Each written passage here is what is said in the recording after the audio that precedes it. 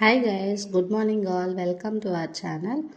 Today recipe వచ్చి simple వేలో బిస్మిల్లాబాత్ ఎలా చేయాలో చూద్దాం. వచ్చేయండి. ముందుగా కుక్కర్ తీసుకొని అందులో 2 గ్లాసుల బియ్యం, 1 గ్లాస్ కందిపప్పు వేసుకొని 2 టైమ్స్ బాగా బియ్యాన్ని వాష్ చేసుకోవాలి.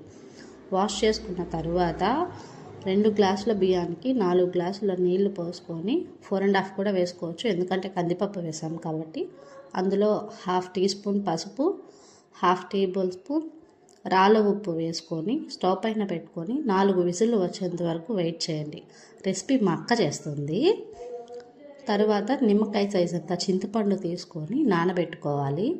ఈ లోపల మనకు కావాల్సిన వెజ్జీస్ అన్నీ తరిగి పెట్టుకోవాలి. తర్వాత ప్యాన్ పెట్టుకొని 4 టేబుల్ స్పూన్స్ ఆఫ్ ఆయిల్ వేసుకోవాలి. అందులో 1 మినిట్ వెయిట్ చేశాక ఆయిల్ హీట్ ఎక్కుతుంది.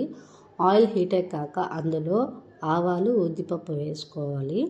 అది చిటపట అన్న తర్వాత కొంచెం కరివేపాకు వేసుకోవాలి.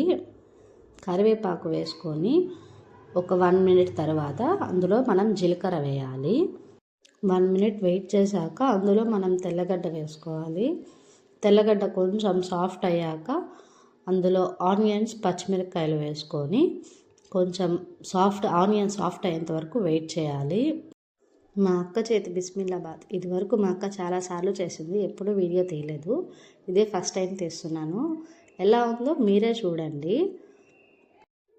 ఆనియన్ సాఫ్ట్ అయ్యేంత వరకు వేయించుకోవాలి. అది స్పూన్ కాదండి, గెరిటె. మా అక్క ఎప్పుడు వంటల కాడికి వెళ్ళదు కాబట్టి చాలా భయము. పచ్చిమిరపకాయలు వేసుకున్న తర్వాత కొంచెం మళ్ళీ వేయించుకోవాలి. ఆ 2 సాఫ్ట్ అయ్యేంత వరకు వెయిట్ చేయాలి. ఆనియన్స్ బాగా సాఫ్ట్ అయ్యి మంచి ఫ్లేవర్ వచ్చాక అందులో జీడిపప్పులు వేసుకోవాలి. జీడిపప్పులు టేస్ట్ భలే ఉంటుంది కదా. సో జీడిపప్పులు వేసుకొని తర్వాత అందులో టొమాటోస్ వేసుకోవాలి. టొమాటోస్ వేసుకొని బాగా కలుపుకొని ఒక 2 మినిట్స్ టమాటాలు బాగా మెత్తబడేంత వరకు మనం వెయిట్ చేయాలి.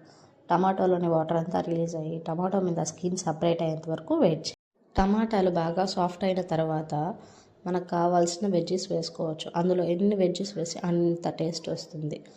మనం తరుక్కున్న వంకాయ, తర్వాత క్యారెట్, ఆలు, బీన్స్, అలాగే బెండకాయ, మనం ఇన్ని వెజ్జీస్ వేసుకున్నాం. మీ దగ్గర గుమ్మడికాయ, మునక్కాయ అలా ఉంటే వేసుకోవచ్చు, టేస్ట్ బాగుంటుంది. అది మా దగ్గర లేదు కాబట్టి మేము వేయలేదు, మీకు కావాలంటే వేసుకోండి. 2 మినిట్స్ బాగా ఫ్రై అయ్యాక అందులో 1/2 టేబుల్ స్పూన్ పసుపు వేసుకోవాలి. పసుపు వేసుకొని తర్వాత 1/2 టేబుల్ స్పూన్ ఉప్పు వేసుకోవాలి. మూత పెట్టి మనకి వెజ్జీస్ బాగా కుక్ అయ్యేంత వరకు బాగా ఫ్రై చేసుకోవాలి. మా సిస్టర్ కొంచెం పెద్ద కడాయి పెట్టింది కాబట్టి మేము మూత పెట్టలేము. సో మా సిస్టర్ అలానే వేయించింది. ఈ వెజ్జీస్ అన్నీ ఫ్రై అవ్వడానికి ఒక 15 మినిట్స్ పడుతుంది, 15-20 మినిట్స్. మంట మీడియంలో పెట్టుకొని కలుపుకోండి. తర్వాత మనం నానబెట్టుకున్న చింతపండు పులుసుని అందులో వేయాలి.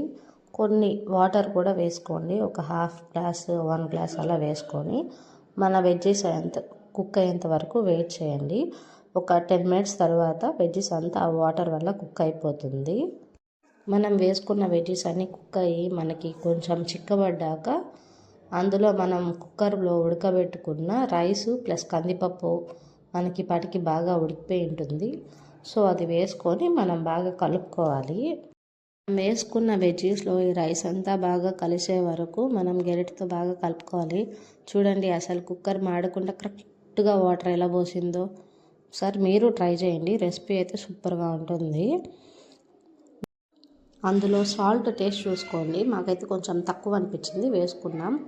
తర్వాత గార్నిష్ కోసం కొత్తిమీర వేసేసి స్టవ్ ఆఫ్ చేస్తే ఇంతటితో సింపుల్ రెసిపీ రెడీ. ఇక ఆలస్యం ఎందుకు, టేస్ట్ చేసేద్దామా? రండి టేస్ట్ చేద్దాం. చూడండి, పైన అలా జీడిపప్పులు వేసి చూసేదానికి ఎంత బాగుందో. చూసేకే బాగుంది, టేస్ట్ చేసి చెప్దామా ఎలా ఉందో. మా అక్క తినింది, టేస్ట్ అయితే బాగుందంట. ఇంకా మా అమ్మకు పెట్టడానికి ట్రై చేసింది. మా అమ్మ వాయిస్లో ఎలా ఉందో మీరే వినండి. సూపర్గా ఉంది. మీరు కనుక మన ఛానల్ని చూస్తున్నట్లయితే వెంటనే సబ్స్క్రైబ్ చేసుకోండి. ఇంకా మరిన్ని వీడియోలతో మీ ముందుకు వస్తాం. Thank you all.